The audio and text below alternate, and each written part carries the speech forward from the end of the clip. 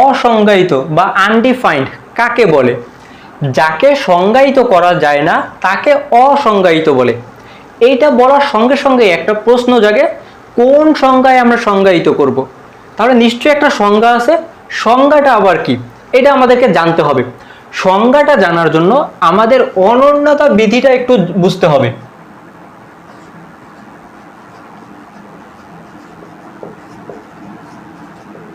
যোগ বিয়োগ গুণ ভাগের একটা বিধি আছে, সেটাকে অনন্যতা বিধি বলা হয়। এটা তোমরা জানো, আমি আবার একটু মনে করে দিচ্ছি কারণ এইটা আমাদের এখন দরকার। a ইকুয়াল টু যদি b হয় তাহলে আমরা a এর সঙ্গে যদি c যোগ করি এবং b এর সঙ্গে যদি c একই সংখ্যা যোগ করি তাহলে একই মান পাওয়া যাবে। বিয়োগের ক্ষেত্রেও তাই, যদি a ইকুয়াল টু b হয় তাহলে a থেকে c বিয়োগ করলে এবং b থেকে c বিয়োগ করলে দুইটার মান সমান থাকে। গুণের ক্ষেত্রেও তাই, a ইকুয়াল টু b হলে a ইন্টু c করলে যেই মান পাওয়া যায় b ইন্টু c করলে একই মান পাওয়া যায়। ভাগের ক্ষেত্রেও তাই, আমাদের দরকার এখান থেকে ভাগের মানটা। a বাই c করলে যেই মান পাবো b বাই c করলেও একই মান পাওয়া যাবে। কিন্তু ভাগের ক্ষেত্রে একটা শর্ত আছে, c not equal to 0, c এর মান কখনো 0 হইতে পারবে না, এই শর্তটাই আমাদের দরকার। এখন এইটা দ্বারা আসলে কি বোঝাচ্ছে? যোগ বিয়োগ গুণ ভাগের এই অনন্যতা বিধি দ্বারা বোঝায়, তুমি যদি দুই বা ততোধিক সংখ্যা যোগ বিয়োগ গুণ ভাগ করো তাহলে একটা মাত্র নির্দিষ্ট মান পাওয়া যাবে, এর বাইরে কখনো মান হইতে পারবে না। একটা নির্দিষ্ট বা ইউনিক মান হয় সব সময়ের জন্য। সেটা দ্বারা কি বোঝায়? তুমি যদি 7 এর সঙ্গে 2 যোগ করো তাহলে এটা সব সময়ের জন্য 9ই হবে। আমরা যদি 13 থেকে যদি আমরা 5 বিয়োগ করি তাহলে এইটা 8ই পাওয়া যাবে। আমরা যদি 25কে যদি 5 দ্বারা ভাগ করি তাহলে সব সময়ের জন্য 5 পাওয়া যাবে। বা আমরা যদি 51কে যদি 3 দ্বারা ভাগ করি তাহলে 17ই পাওয়া যাবে। অর্থাৎ আমরা যোগ বিয়োগ গুণ ভাগ এইটা যে কোনো দিনে, যে কোনো বার, যে কোনো মাসে, যে কোনো বছরে, পৃথিবীর যে কোনো জায়গায় বা মঙ্গল গ্রহে, চাঁদে, তুমি যে কোনো গ্রহে যেভাবে হিসাব করো না কেন একটা মাত্র নির্দিষ্ট মান পাওয়া যায়, এর বাইরে কোনো মান পাওয়া যায় না। এইটাই হচ্ছে আমাদের সংজ্ঞা। আশা করি সংজ্ঞাটা বুঝাইতে পারছি। এই যে এখানে আমরা বলছিলাম না সংজ্ঞাটা আবার কি, কোন সংজ্ঞায় সংজ্ঞায়িত করব? আমাদের সংজ্ঞাটা হচ্ছে যোগ বিয়োগ গুণ ভাগের ক্ষেত্রে সবসময়ের জন্য একটা মাত্র মান পাওয়া যাবে। যদি একটা মান পাওয়া যায় তাহলে সেটা আমাদের সংজ্ঞায়িত, আর যদি একের বেশি মান পাওয়া যায় সেইটাকেই বলবো আমরা অসংজ্ঞায়িত। তাহলে এবার চলো আমরা একটু আমাদের সংখ্যা রেখা থেকে ঘুরে আসি। আমি একটু এইগুলো মুছে দিলাম। এখন আমরা আমাদের সংখ্যা রেখায় চলে যাই।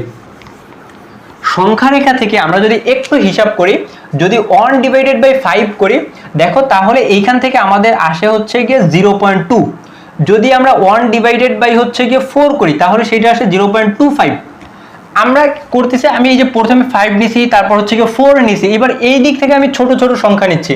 প্রথমে বড় সংখ্যা নিছি, তারপর ছোট সংখ্যা নিলাম, এবার আমি 1/2 নিলাম তাহলে এটা আসবে 0.5। আমি 1/1 নিয়ে দেখলাম এইটা আসে 1। তাহলে এইবার যদি আমি 1 এর থেকে আরেকটু ছোট সংখ্যা নিই, 1/0.1 যদি আমি নিই তাহলে সেটা আসে 10। 1/0.001 যদি নিই তখন সেইটা আসতেছে হচ্ছে গিয়ে 1000। যদি আমি এখন 1 এর পরে অনেকগুলো শূন্য নিই, সরি 0 পরে যদি অনেকগুলো শূন্য নিই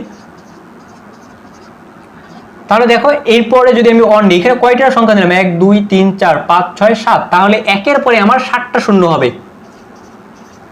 এইবার আমি করলাম 1 এর পরে আমি কোটি কোটি শূন্য নিব, এইখানে আমি কোটি কোটি কোটি কোটি শূন্য নিলাম। তারপরে যদি আমি 1 নিই তাহলে আমার এইখানে 1 এর পরেও এইখানে কোটি কোটি কোটি শূন্য হবে। এইখানে যত ছোট সংখ্যা নিচ্ছি তত বড় মান পাওয়া যাচ্ছে। সবগুলো যদি একটু লক্ষ্য করো, আমি প্রথমে 5 নিয়েছিলাম, মান এইটা আসছে, 4 নিলে তার থেকে একটু বড় আসতেছে। অর্থাৎ আমি যখন সংখ্যাটা ছোট করে ফেললাম মানটা বড় হয়ে যাচ্ছে। 2 নিলে 0.5 আর একটু বেড়ে যাচ্ছে, আমি সংখ্যাটা আরো ছোট করলাম, আরো বড় হয়ে যাচ্ছে, আরো ছোট করলাম, আরো বড় হচ্ছে। যত ছোট করতেছি আমাদের সংখ্যাটা তত বড় হয়ে যাচ্ছে। এইটা দ্বারা আমাদের বোঝাচ্ছে আমি যদি সংখ্যা রেখার আমরা যদি সব থেকে বড় সংখ্যা থেকে ছোট সংখ্যার দিকে যদি আমি ইনপুট দিই তাহলে আউটপুটটা আমাদের সব সময়ের জন্য বাইরের দিকে চলে যাচ্ছে, অর্থাৎ ছোট থেকে বড় হচ্ছে। আমি যদি ইনপুট, এইটা যদি আমার ইনপুট হয় তাহলে আউটপুট হচ্ছে এইটা। যত বড় থেকে আমি ছোট ইনপুট দিব আউটপুটটা তত ছোট থেকে বড় হবে, বড় থেকে ছোট দিলে ছোট থেকে বড় হচ্ছে। এইবার আমি একটু কাজ করি, আমি যদি অনকে সব থেকে ছোট সংখ্যা দ্বারা ভাগ করি, সব থেকে ছোট সংখ্যা কত 0, তাহলে এইবার আমাদের কি হবে, আউটপুটের মানটা সব থেকে বড় হয়ে যাবে। আশা করি বুঝছো। আমি এইভাবে কিছু সংখ্যা নিয়ে ভাগ করে দেখতেছি, যত বড় সংখ্যা আমি ইনপুট দিচ্ছি আউটপুট তত বড় হচ্ছে। বড় সংখ্যা ইনপুট দিলে আউটপুট ছোট হয়, সরি, বড় সংখ্যা ইনপুট দিলে আউটপুট ছোট হয়, ছোট সংখ্যা ইনপুট দিলে আউটপুট বড় হচ্ছে। সংখ্যাকে আমি যত ছোট করতেছি আউটপুট তত বড় হচ্ছে, অর্থাৎ আমাদের গ্রাফটা এইভাবে, আর এইটা হচ্ছে নিচের দিকে নামতেছে।